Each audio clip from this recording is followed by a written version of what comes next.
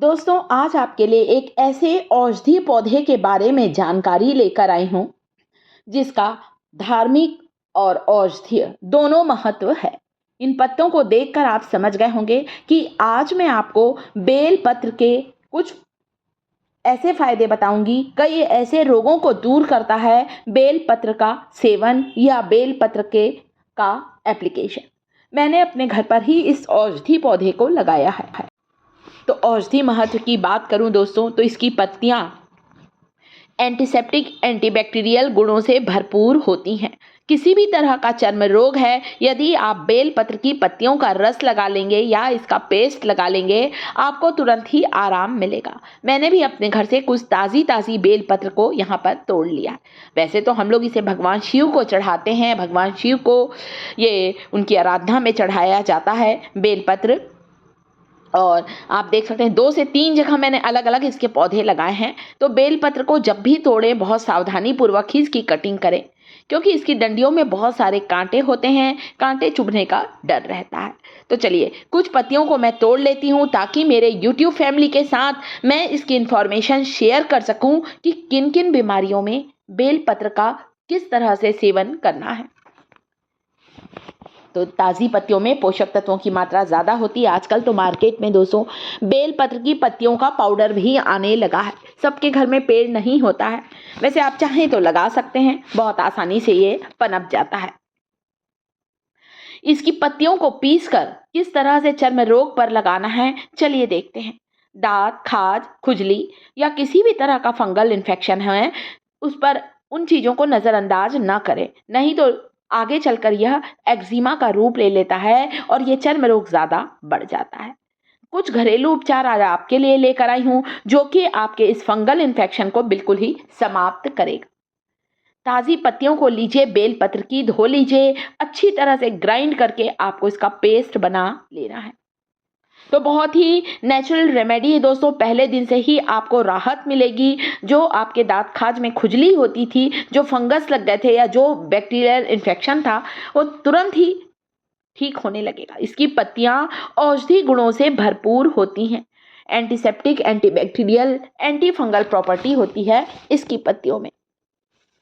वैसे ना दोस्तों, इसकी पत्तियों को पानी में उबालकर इसका काढ़ा लेने से डायबिटीज़ की बीमारी में भी बहुत राहत मिलती है। आप चाहें तो डॉक्टर से भी परामर्श कर सकते हैं, परंतु लगाने में काहे का डर, आप लगाकर जरूर देखिए। चर्म रोग पर आपको तुरंत ही समझ में आएगा। वैसे दांत खाज, खुजली चर्म रोग होने का कारण क्या है? जो रिंग वर्म्स होते हैं वो क्यों होते हैं? यदि हम ठीक तरह से साफ सफाई नहीं रखते हैं तो हमें उस जगह पर ज़्यादा होता है दांत खाज, खुजली, जहाँ पर बहुत ज़्यादा पसीना आता है, जो जगह हमारी थोड़ी चिपचिपी सी होती है, जहाँ हवा नहीं लगती, रोशनी नहीं आती, वहाँ भी कई बार हो जाता है। तो कभी भी हो सकता है, किसी को भी हो सकता है, किसी भी महिला, पुरुष या बच्चे को भी ये चर्म रोग हो सकता है। तो बेलपत्र का पानी मैंने आपको बता दिया। मधुमेह के रोगी लोग इस तरह से इसे लेते हैं, पानी में भिगा कर रखते हैं, सुबह उठकर इसका पानी पीते हैं। तो चर्म रोग पर भी आप इसे जरूर लगाइए। बहुत ही बढ़िया ये आयुर्वेदिक उपचार है, एक दिव्य औषधि है बेलपत्र, इसीलिए आयुर्वेद में इसका इतना ज़्यादा महत्व है। तो चलिए अब इसका हम पेस्ट तैयार करते हैं। पहले दिन से ही आपको ऐसा लगेगा कि इतनी ज़्यादा जो मुझे खुजली होती थी, जो रैशेस पड़ गए थे, उनमें मुझे बहुत ही राहत मिली है। बिल्कुल खुजली आपकी बंद होगी दोस्तों, इतना फ़ायदेमंद होता है ये। इसके अलावा कोई पुराना घाव है ना, आप घाव पर भी बेलपत्र के रस को लगाएंगे ना, आपको तुरंत आराम मिलेगा। ये देखिए, आप इसे ज़्यादा बना कर रखें, एक मोटा रुई का टुकड़ा ले लीजिए, उसकी सहायता से उस जगह पर लगाएं जहाँ पर आपको ये चर्म रोग है। दिन में 2 बार भी लगा सकते हैं। थोड़ी देर आप इसे कम से कम आधा घंटा तो लगा कर रखिए, ज़्यादा देर भी लगा कर रख सकते हैं, कोई डर नहीं है। औषधि गुणों से भरपूर हैं ये पत्तियाँ, इस तरह से आप लगाइए। दिन में 2 बार, दिन में 3 बार आपको इसे लगाना है। और साथ ही साथ थोड़ी साफ सफाई का भी ध्यान रखिए दोस्तों। कभी कभी आप चाहें ना तो कड़वे नीम की पत्ती के पानी को उबाल लीजिए, नीम को पानी में उबाल लीजिए छान कर। नीम के पानी से स्नान करने से भी हमारे बहुत से चर्म रोग जड़ से समाप्त होते हैं। तो पहला प्रयोग ये था बेलपत्र का। जिन्हें बेलपत्री नहीं मिलती है वे लोग यहाँ पर कड़वे नीम की पत्तियों का इस्तेमाल करेंगे। कड़वा नीम आसानी से मिल जाता है।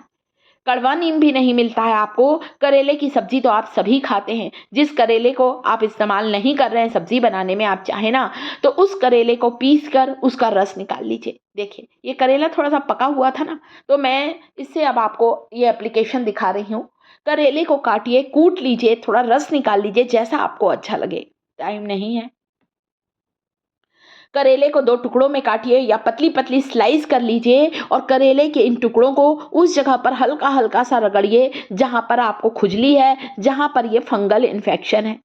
आपको तुरंत राहत मिलेगी। क्यों? करेले में ऐसा क्या है दोस्तों? बीटर गार्ड करेला एंटी फंगल प्रॉपर्टी होती है, एंटी बैक्टीरियल प्रॉपर्टी होती है करेले में, करेले के रस में, इसके बीजों में।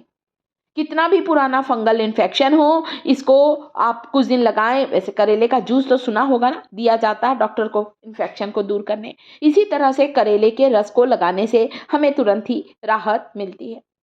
इसके बाद अगला उपचार जो है, रोज रात को सोते समय 2 चम्मच नारियल के तेल में 1 कपूर की टिकिया डाल दीजिए।